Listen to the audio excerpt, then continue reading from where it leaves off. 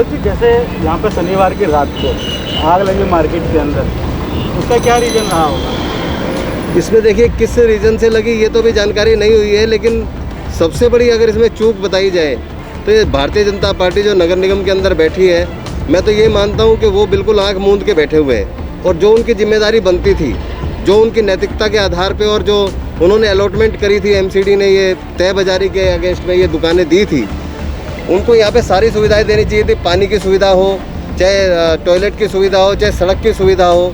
और सबसे बड़ी बात है कि फायर सेफ्टी के लिए कुछ ना कुछ ऐसे यहाँ इंतजाम होने चाहिए थे जिससे कि इतनी बड़ी ये जो हादसा हुआ ये होने ना होता।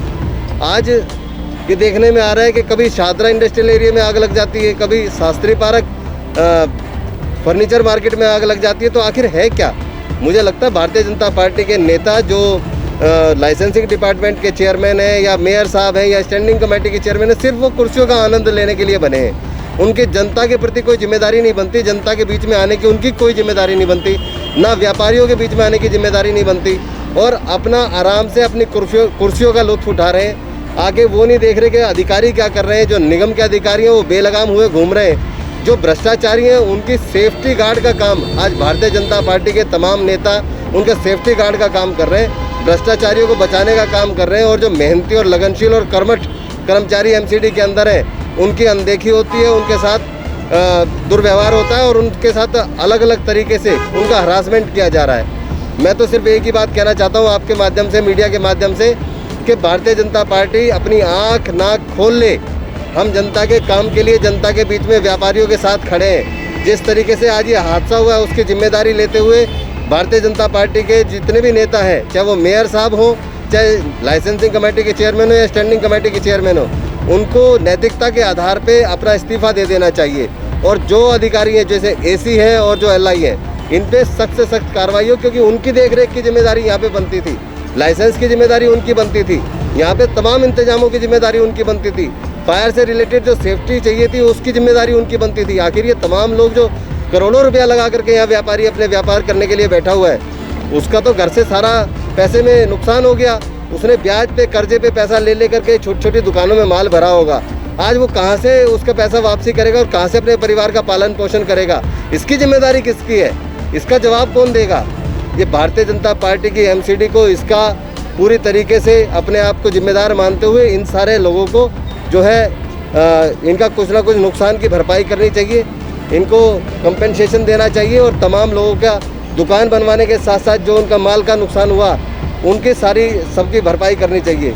ये तो शुक्र है कि ये रात में आग लगी, अगर ये दिन के समय आग लग गई होती तो मैं समझता हूँ कि यहाँ पे पता नहीं कितने सैकड़ों लोगों की संख्या में जो लोग हैं हताहत हो जाते या जल जाते या मर जाते। उसकी जिम्मेदारी किसकी होती? उसकी जिम्मेदारी कौन लेता? एमसीडी में बैठे भारतीय जनता पार्टी के नेता अपने घरों और दफ्तरों में बैठ के सोने का काम कर रहे हैं। उनकी जिम्मेदारी नहीं बनती कि आकर के यहाँ पे बाज़ारों को चेक करें कि किस तरीके से वहाँ पे सेफ्टी के इंतजाम किए जा सकते हैं। आज तक टॉयलेट के अंदर पानी की व्यवस्था नहीं करी गई। ये कितनी सोचने की बात है, कितनी दयनीय बात है। एक मार्केट के अंदर जिसमें 734 दुकानें हों, 734 दुकानों में टॉयलेट की व्यवस्था नहीं है, पानी की व्यवस्था नहीं है। वैसे आप जगह जगह कह रहे हैं कि हम तो स्वच्छ भारत अभियान चला रहे हैं, सोच मुक्त भारत कर रहे हैं। सोच मुक्त भारत कहाँ से हो जाएगा? 734 दुकानों के लिए आपने एक भी शौचालय की व्यवस्था नहीं करी। इनके दुकानदार, इनके काम करने वाले, इनके यहाँ पर आने वाला जो ग्राहक है वो कहाँ जाएगा शौच करने, टॉयलेट करने कहाँ जाएगा? इसकी आपने आज तक जानकारी नहीं ली, आज तक सोचा नहीं, आज तक विचारा नहीं। मेरा मानना ये है कि इनके ऊपर सख्त से सख्त कार्रवाई उस अधिकारियों के ऊपर होनी चाहिए और भारतीय जनता पार्टी के नेताओं को नैतिकता के आधार पर अपनी जिम्मेवारी मानते हुए अपना इस्तीफा सौंप देना चाहिए, एमसीडी को छोड़ देना चाहिए। हालांकि जैसा देखा जाता है यहाँ पे जो दुकानें जली हैं, टोटल कितनी दुकानें होंगी जिन्हों को नुकसान हुआ है? 272 दुकानें भाई बता रहे हैं। हसीबुल हसन हमारे साथी पार्षद हैं, इन्होंने बताया कि 272 दुकानें हैं जो यहाँ जली हैं। और 272 दुकानों के जलने का मतलब है कि कम से कम 15-20 करोड़ रुपए का नुकसान, जो कि बहुत बड़ी रकम होती है। उस पैसे की भरपाई ये 272 दुकानदार कैसे करेंगे? इनका परिवार कैसे पालन पोषण करेगा? कैसे अपना गुजर बसर करेगा? और इन दुकानों पे काम करने वाले वो कर्मचारी जो यहाँ से तनख्वाह पा करके अपना रोजगार चलाते थे, अपना घर चलाते थे, अपना परिवार पालते थे, वो कैसे वो अपने परिवार को पालेंगे? एक तो लॉकडाउन की मार, कोरोना की मार, ऊपर से इतना बड़ा हादसा ये कैसे उभरेंगे ये दुकानदार, इसके बारे में मैं मेयर साहब से जवाब मांगना चाहता हूँ, आपके माध्यम से भारतीय जनता पार्टी के नेताओं से जवाब मांगना चाहता हूँ। देखिए, परसों रात ये आग लगी। आग इतनी भयानक थी कि 2-2 किलोमीटर दूर से लोग देख रहे थे इस आग को। 734 दुकानें इस मार्केट के अंदर हैं। मैं सिर्फ इतना ही पूछना चाहता हूँ इन बीजेपी के नेताओं से, इनके अधिकारियों से कि एक मकान जब 50 गज का मकान बनाता है व्यक्ति, तो आप आ जाते हैं 10 वाइलोज लेके कि छज्जा इतना निकला होना चाहिए, गली इतनी छोड़ी होना चाहिए, मकान ऐसे बनना चाहिए, ठीक है। 734 दुकानें आप अलॉट कर रहे हैं और उन दुकानों के लिए आप ना तो आप फायर सेफ्टी का कोई इंतजाम कर रहे हैं, ना ही आप पानी का इंतजाम कर रहे हैं, ना ही आपने रोडें और गलियाँ इस मार्केट की बनवा के दी। अभी कुछ दिन पहले 2 टॉयलेट बनवाए, उसमें भी पानी नहीं दिया गया। तो ये सारा का सारा क्या करप्शन है। उसके बाद में हर महीने आप आते हैं यहाँ से, आप हर महीने आप किराया लेके जाते हैं। उसके बाद में अगर थोड़ा सा भी इंक्रोचमेंट दुकानदार करते हैं तो आप उससे वसूली करके जाते हैं, आपके अधिकारी वसूली करते हैं उससे, आपके पार्षदों के पास में वो पैसा पहुँचता है। मतलब आप भ्रष्टाचार तो कर रहे हैं, आप दुकानदारों का खून तो चूस रहे हैं। मगर जिन्होंने इन दुकानदारों ने 10 साल तक संघर्ष किया, जब इन्हें जामा मस्जिद से जब इन्हें हटाया गया तो 10 साल तक इन्होंने कानूनी लड़ाई लड़ने के बाद में इन दुकानदारों को बेचारों को ये जगह मिली, छोटी छोटी दुकानें मिली। 734 दुकानें यहाँ पे अलॉट की गई। अब कोई मार्केट बचने में टाइम लगता है, 5 साल 8 साल इन दुकानदारों ने इस मार्केट को अपने खून से सींचा है। पूरा दिन यहाँ पे ये बैठ के जाते थे, बोनी नहीं होती थी। साल 2 साल से जब यहाँ पे काम चालू हुआ है, अभी साल या 2 साल ही हुए होंगे, तो एमसीडी के अधिकारी ने परेशान करने आ जाते थे, उनसे उगाही करने आ जाते थे और सारा का सारा वो पैसा बीजेपी के नेताओं को जाता था।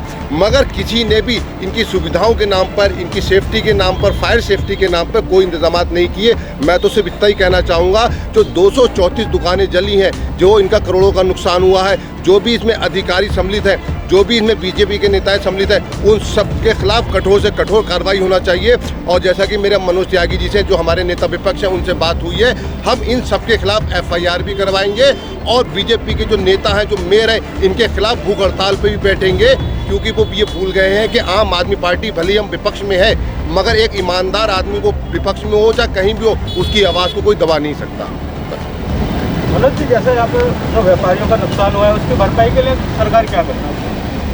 मेरा मानना ये है कि भारतीय जनता पार्टी को, जो मेयर साहब हैं, उनको कंपनसेशन के लिए इनकी कोई ना कोई राशि इनके लिए अनाउंस करनी चाहिए, ताकि इनका जो छोटा रोजगार है, जो ख़त्म हो गया, बिल्कुल जल भून गया, सारा इनका फर्नीचर जल गया, वो कम से कम थोड़ा शुरुआत करके अपने व्यापार को एक इनिशियल स्टेज से शुरुआत कर सकें और अपने परिवार का पालन पोषण कर सकें।